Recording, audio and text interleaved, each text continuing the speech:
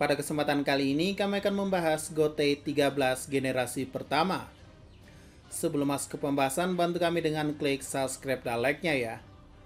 Oke, jadi mari kita mulai saja pembahasannya. Jadi penampakan pertama dari First GOTY 13 atau organisasi yang melindungi Serete ini pertama kali ada dan dibentuk jauh 1000 tahun yang lalu atau bahkan sebelum itu. Dan ketuanya adalah Paktua Yama alias Yamamoto Genryusei Shigekuni. Author Bleach yaitu Tite Kubo sudah merilis satu art atau satu panel gambar yang memperlihatkan 13 kapten dari masing-masing divisi. Kenapa kami tahu? Ya hitung aja di gambarnya, di sana ada 13 orang. Termasuk Paktua Yama yang menjadi pemimpin sekaligus ketua dari divisi 1.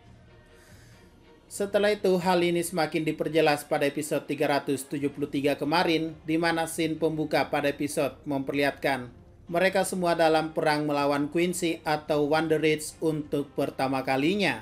Ini juga merupakan pertempuran pertama Yhwach dengan Paktua Yama. Cuma yang ingin admin notice adalah tanda atau bekas luka pada tubuh Bunda Uno itu sudah ada. Jadi timeline-nya itu bisa dibilang GOTY 13 memang sudah ada, atau kurang lebih agak mundur 1 atau 2 tahun lebih lama diciptakan karena bekas luka pada dada. Bunda Uno ini didapatkan setelah bertemu dengan Saraki versi anak-anak. Kalian bisa baca chapter 525 lebih jelasnya, karena di sana Bunda Uno kemungkinan bersama dengan wakil kaptennya. Tapi balik lagi, mungkin umur di anime Bleach itu agak aneh juga ya. Kalau ini benar, setelah ketemu Saraki bocil kemudian melawan Yhwach, maka saat itu Saraki kecil ke Saraki dewasa sekarang butuh waktu 1000 tahun. Karena perang pertama melawan Yhwach itu terjadi 1000 tahun yang lalu. Nah, pasti kalian bertanya-tanya kok pertumbuhan Saraki lama, sedangkan Bunda Uno itu awet mudanya kebangetan. Tak berubah sama sekali 1000 tahun yang lalu. Nah, beda lagi sama Paktua Yama yang mengalami penuaan. At least walaupun ada teori Bunda Uno alias Unohana Yachiru ini memakai teknik Kido atau apapun itu untuk membuatnya awet muda, berarti pertumbuhan Saraki lah yang memang sepertinya melambat dari bocil ke dewasa. Oke, sekarang kita bahas lebih fokus GOTY 13 generasi pertama ini. Dari siluetnya mereka semua mengerikan, dan dari apa yang kita ketahui dari 13 orang ini, baru 2 orang yang kita kenal dan masih hidup sampai sekarang, yaitu Unohana dan Yamamoto. Selebihnya entah kemana, apakah mati atau bersembunyi di suatu tempat. Dan mereka juga dikenal sebagai kriminal paling kejam pada masanya, karena membantai tanpa ampun saat itu.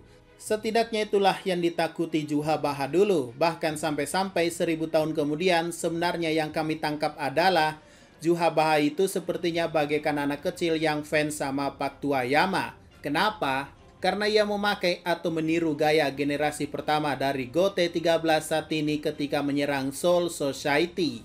Sesuai perkataan Yhwach juga, bahwa GOTY 13 saat ini lemah seperti Paktua Yama, dan GOTY 13 yang ia kenal pun sudah mati 1000 tahun yang lalu.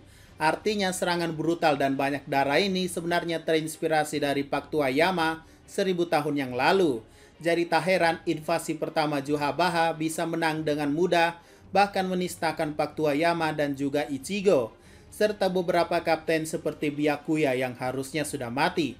Tapi karena fans ya, taulah. Lanjut. Hal yang tak kami sangka juga adalah gadis kacamata ini. Dari awal penampakannya yang satu panel itu kelihatan imut dan biasa aja.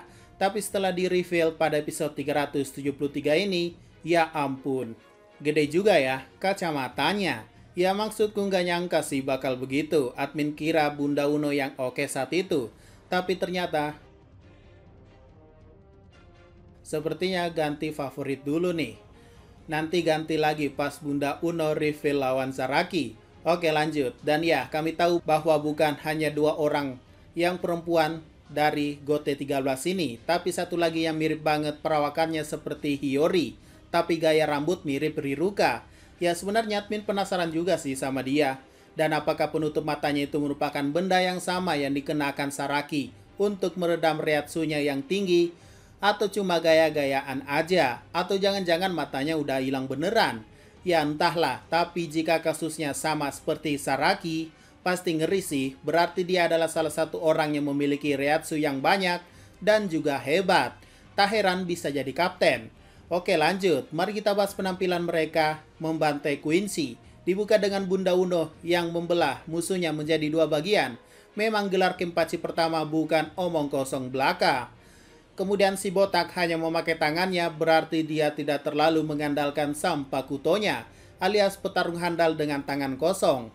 Kemudian Hiyori versi rambut Riruka ini sepertinya senang banget nebas busunya, sampai lidah melet gitu, menikmati rasa mungkin ya. Kemudian om ini yang tampaknya biasa aja ya nebasnya. Ada yang bilang dia leluhur Ichigo karena gaya rambutnya. Lalu si kacamata gede, dilihat dari Sampakutonya itu mirip seperti Ikkaku. Jangan-jangan dia leluhurnya Ikkaku lagi. Walaupun penampilan macam kutu buku, tapi aslinya sadis. Kemudian si kacamata bapak-bapak sepertinya ia suka membunuh dari belakang. Lalu ada juga yang tangan kosong lagi, kemungkinan pria ini. Ada yang bilang dia leluhur Yuroichi. Bisa jadi sih, apalagi gaya bertarungnya tanpa Sampakuto, mirip seperti Sumpo. Dan bahkan menurut admin jangan-jangan dia juga pendiri Omnitsukido atau pasukan khusus militer di Soul Society. Gimana menurut kalian? Kemudian ada satu orang yang entah yang mana dia, inikah? Ya, sepertinya kesukaannya adalah menebas semua kepala musuh dan tersisa kepala doang. Kemudian ada botak kacamata, no comment kalau ini, biasa aja. Dan si kakek yang mungkin lebih tua dari Pak Tua Yama saat itu, mengakhiri hidup Quincy dengan begitu karismatik. Kemudian ada orang yang mirip Yakuya ataupun Ukitake ini, biasa aja sih.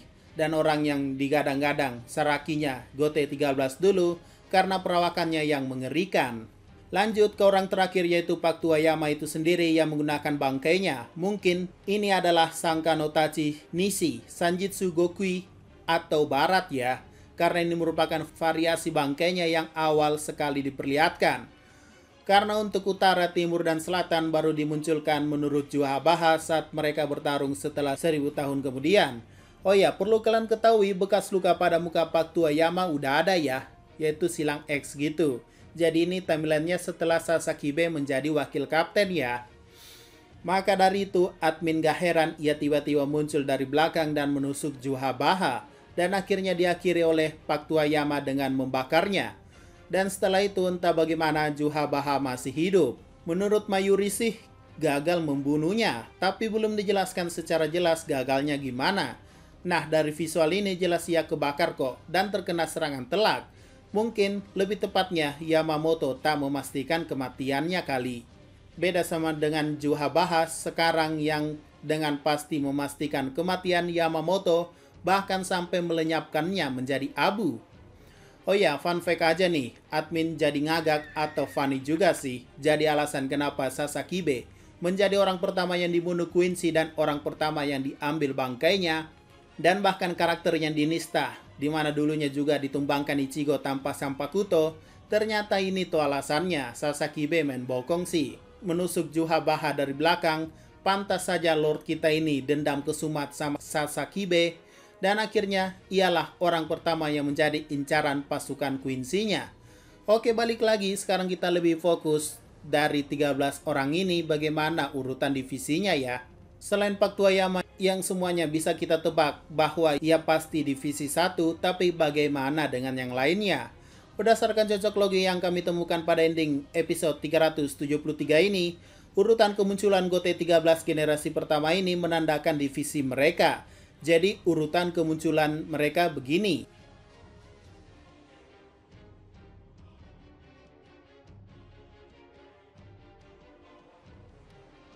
Yang artinya kita tinggal kasih nomor aja. Dan itulah divisi mereka.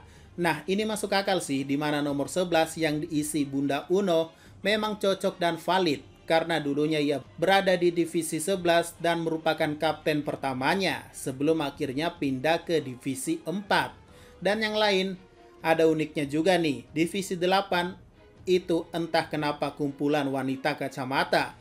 Jadi dia sebagai kapten pertama, kemudian ada wakil kapten Shinanao dan akhirnya kapten sekarang yaitu Lisa Yadomaru. Kemudian di divisi 12 sekarang yaitu Mayuri, Jangan-jangan gaya nyentriknya ini terinspirasi dari beliau. Apakah jangan-jangan itu leluhur Mayuri? Oke, udah. Itu aja yang bisa kami bahas dalam video ini ya. Jika ada pertanyaan dan masukan, silakan komentar saja di bawah. Sekian dari pembahasan kali ini. Jangan lupa like, share, dan komentarnya ya.